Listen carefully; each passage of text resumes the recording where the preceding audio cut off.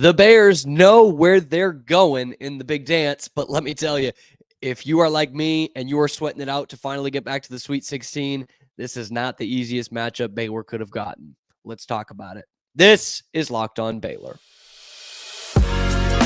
You are Locked On Baylor, your daily podcast on the Baylor Bears, part of the Locked On Podcast Network, your team every day. Welcome to another special edition of Locked On Baylor. I am your host, Cam Stewart from ESPN Central Texas. We are live here on YouTube just moments after the Baylor Bears learned their fate in the NCAA tournament. They head out to Memphis this Friday. They are the 3 seed in the West region and will take on the Colgate Raiders in round 1. Again, that is Friday. So Baylor is the 3, North Carolina is the 1. So potentially, if all goes well, a crash course for a rematch with them, the team that knocked Baylor out 2 years ago when Baylor was the 1. And number 2 seed, also ahead of them, obviously, is the Arizona Wildcats. So future Big 12 opponent there. So Baylor gets the 3, second year in a row. To me, there's not a huge difference between 3 and 2, but I don't love where they match up in the second round. If Baylor is able to get past that, that's kind of been the demon, right? The last 2 years, they have not been able to get past that second round and get to the second weekend of the tournament. And if Baylor wants to get there this year, it ain't going to be easy. And specifically, I'm looking at Clemson as the 6th seed would be the team that they would match up with. As much as I'd love to just stick it to Brad Brownell, the problem was never Brad Brownell. The problem was not Clemson. The problem was he's saying the ACC isn't as good as or should have more bids than they usually do because the Big 12 ain't as good as everyone thinks it is. That was not the problem. Clemson was not the problem. It's the rest of the ACC that's the problem. Clemson's a good team.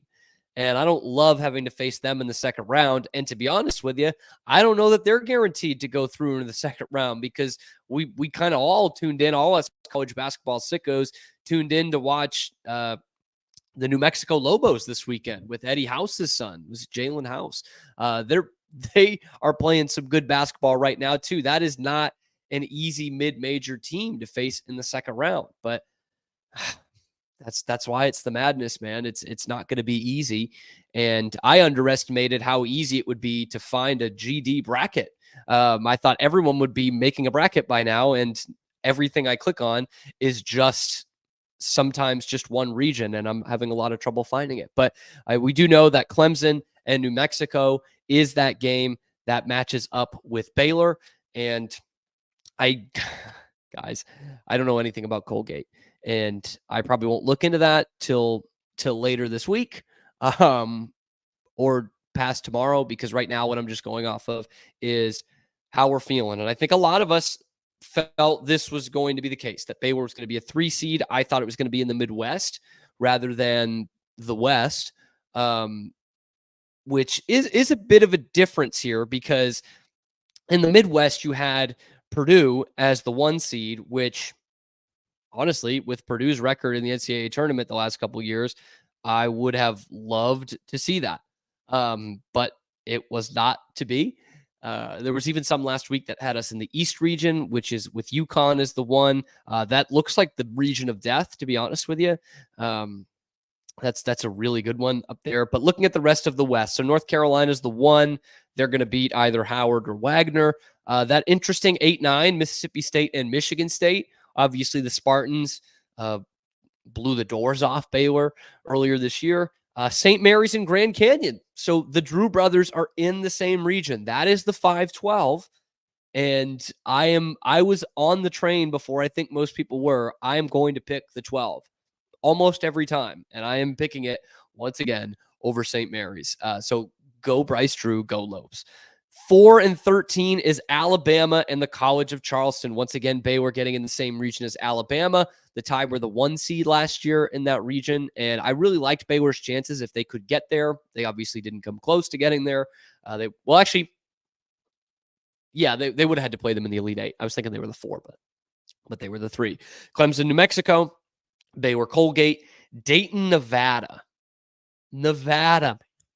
Look out for the Wolfpack. Like they are in that crazy Mountain West, and they did pretty well in it. 26-7.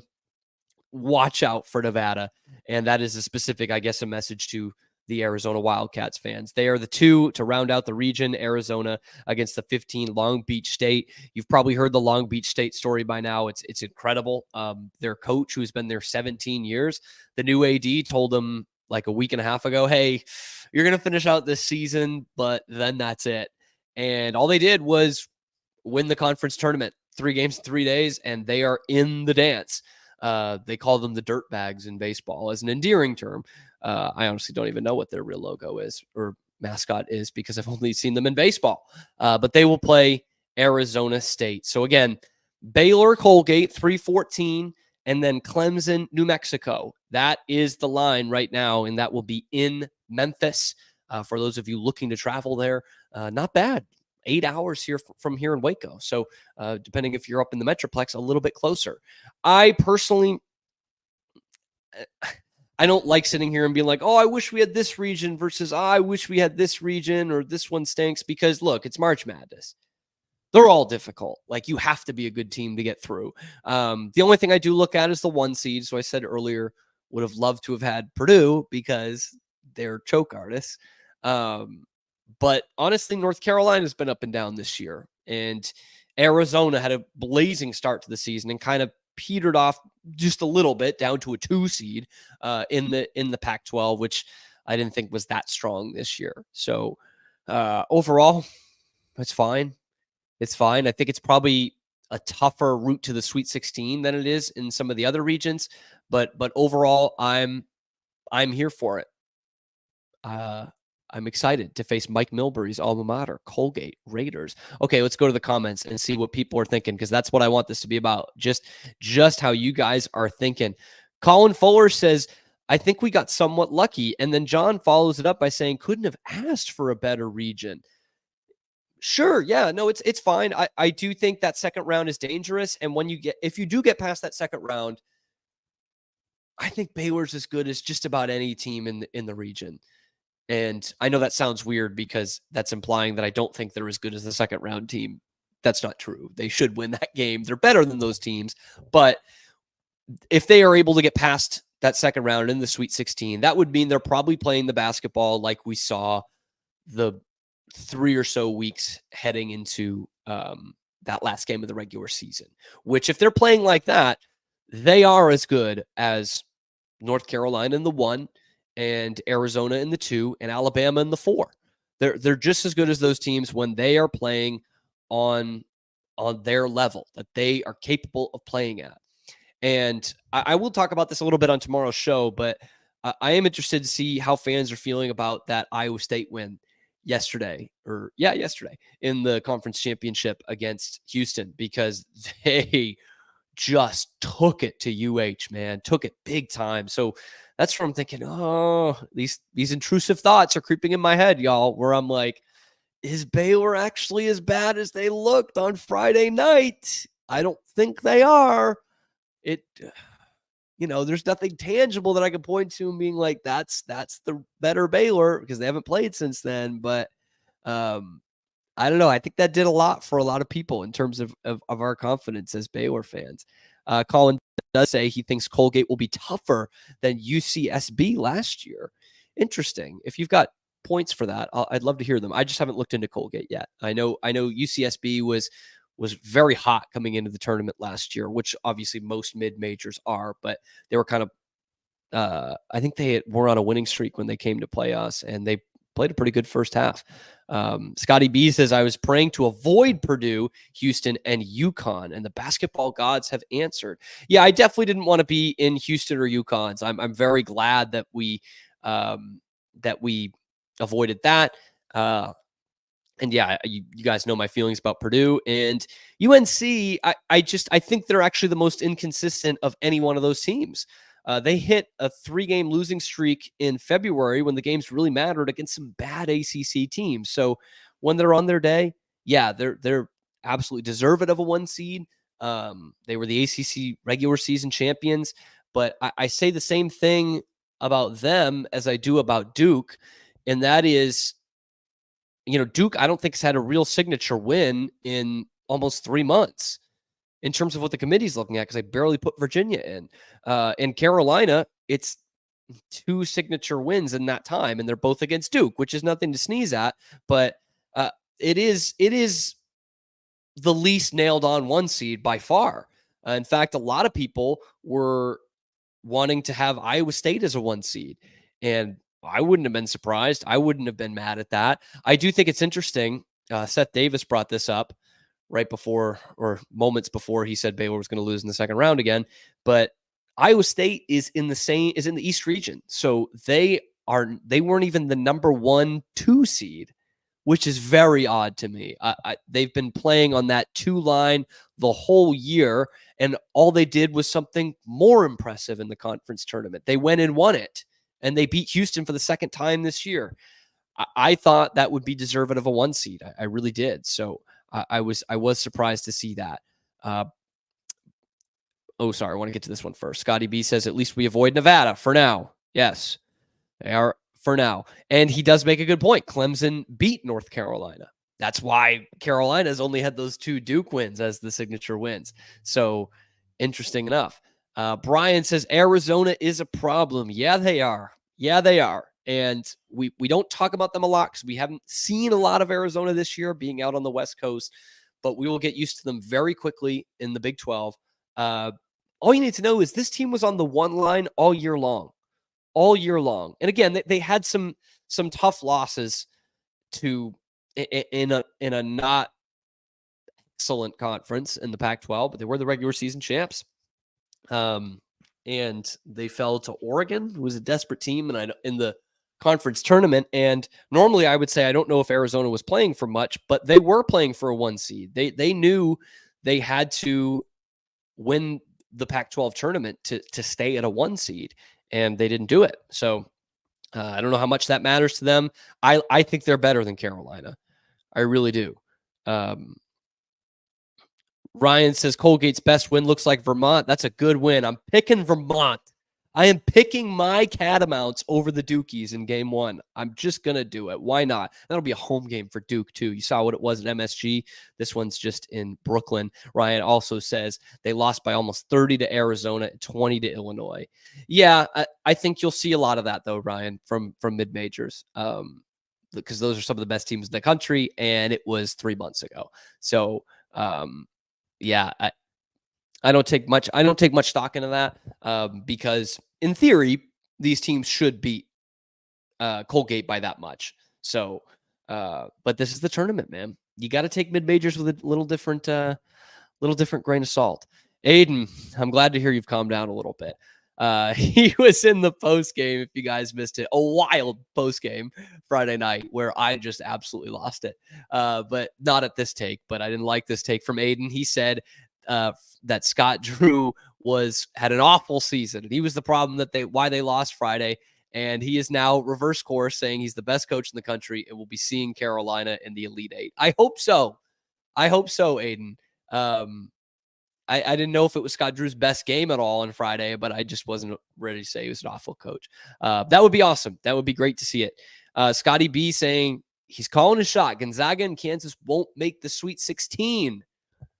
I don't think you're that crazy, Scotty. I really don't. In fact, I think Seth Davis said he wasn't picking Kansas in round 1, which is interesting. And the other, Gonzaga, 12/5. I don't remember who the 12 is, but you picked 12/5. Oh, are they McNeese? They might be McNeese.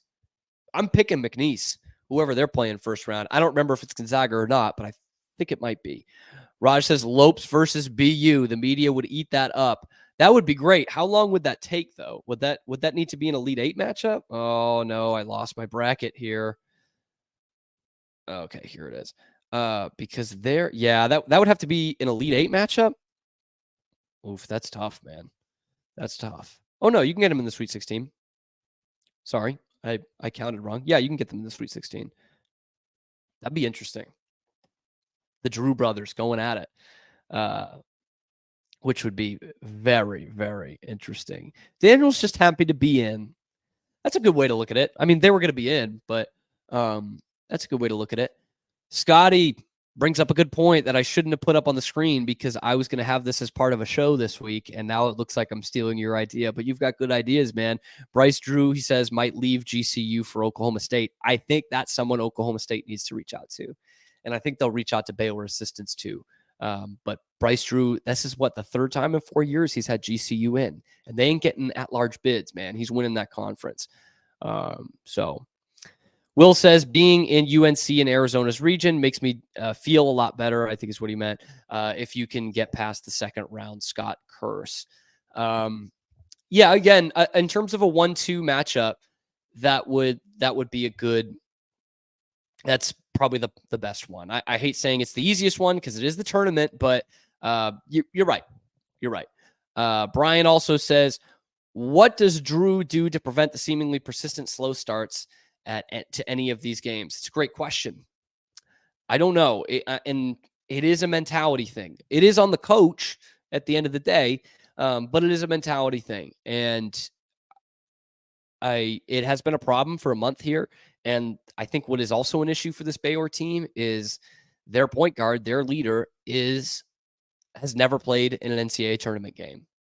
So on one hand, it's like if you can't get up for a game now, you never will. But on the other hand, there's still some inexperience at very important positions. So you're right. They've started slowly quite a lot over the last month. It's been writing on the wall. And Ryan does bring up a good point. Arizona lost 2 of their last 3 to unranked teams. Oof. Yeah, so to go over things again, if you're just tuning in now, Baylor is the 3 seed in the West region. That is, they will start in Memphis on Friday. They have North Carolina as the 1 seed. The 2 seed is Arizona, and just behind Baylor is the 4th seeded Alabama. Bears take on Colgate in the first round. Winner of that gets winner of New Mexico versus Clemson. And honestly, I kind of started the show by talking about, hey, look at Clemson in the second round. I think it's going to be New Mexico. I really do, which would be great. It keeps some pressure off us to carry the mantle of the entire Big 12, which I certainly like to see. So that gets started on Friday. I like the Friday, Sunday better than Thursday, Saturday. I don't know about you guys. Ryan also says, do you think Lohner's going to get Big 12 tourney minutes in the dance? I think so. I think he is, whether Langston Love is back or not. And I think Langston is going to be in there. But yeah, I wouldn't be surprised at all to see Caleb Lohner playing a bigger chunk of minutes, more important minutes in the tournament. And I know part of it is people thinking, oh, he's a money player. He's a playoff player. And he certainly showed that. But I just think he's earned a spot in the rotation. And I think he's shown more of what we asked of him at the beginning of the season.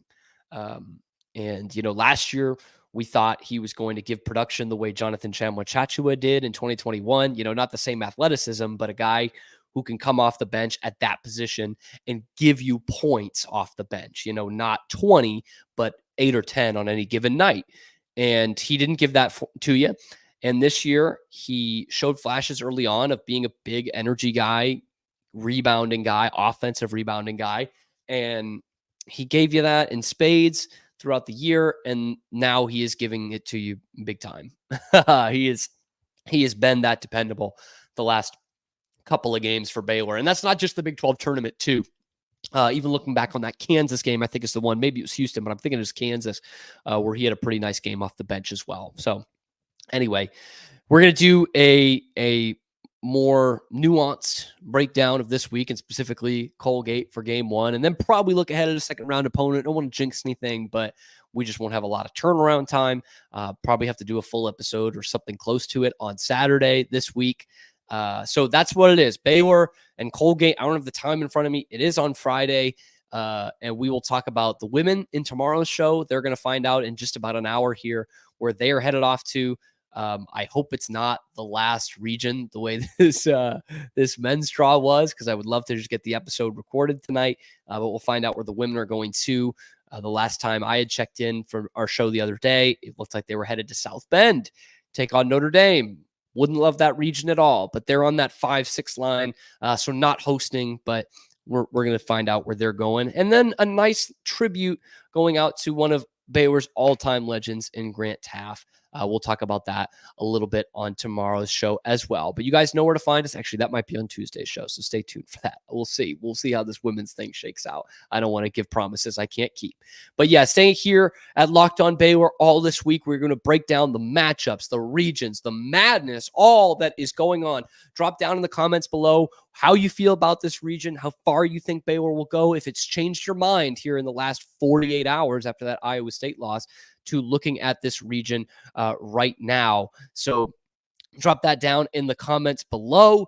Be sure to like and subscribe. Thank you for making it your first listen today and every day. We will be back tomorrow with more of a nuanced breakdown and just getting prepared for all things madness as we are just now 4 days away from getting into the real dance. I can't wait. I can't wait. Thank you again for making it your first listen today and every day. We're the only place that is giving you nothing but Baylor athletics content that, contrary to popular belief, is not a part of Baylor University. And thank you guys for following along. We'll be back tomorrow on Locked On Baylor.